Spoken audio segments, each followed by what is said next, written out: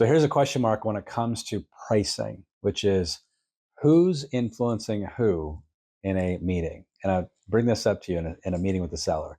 The reason I bring this up to you is because when you walk into a house, you're like me, you're a realtor, professional realtor. You're out there looking at homes every single day. You're probably showing homes. You're definitely looking at them on MLS. You're looking at the hot sheet. You're going out and touring properties. So you personally are the expert, right?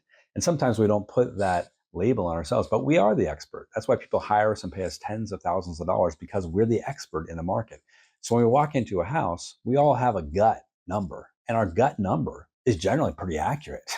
We can probably say, well, this house will sell for 454. This house will sell for 625. We know pretty close to what that home's going to sell for, right? So here's what can happen though. You walk into a house, you have a gut number, you know what the home's probably going to sell for. You got some good comparables. But then the seller begins influencing you, and they start to say, well, let me show you all the improvements we made. Let me tell you why we've loved living here. Let me tell you why we think it's worth X. And pretty soon you're moving your number towards their number instead of vice versa. It should be going the other way. You should be influencing them. Why? Because you're the absolute expert.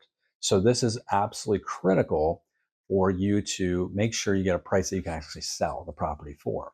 So how do you do it? Well, you got to come in with good data, strong data. So the deep research that you need to do before you attend that meeting is really critical. So you want to be the smartest person in the room. You don't want the seller knowing more than you do.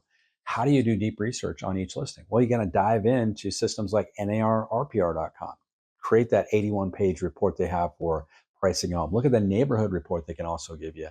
And come in these meetings loaded for bear. When you do that, you say, I've got deep data for you. Let's review the data points. The seller's going to suddenly think, oh, wait a second, they have more information than I do. I probably should be listening to them, not influencing them. So they're going to naturally start to flip the switch. Oh, they do have more information than I do.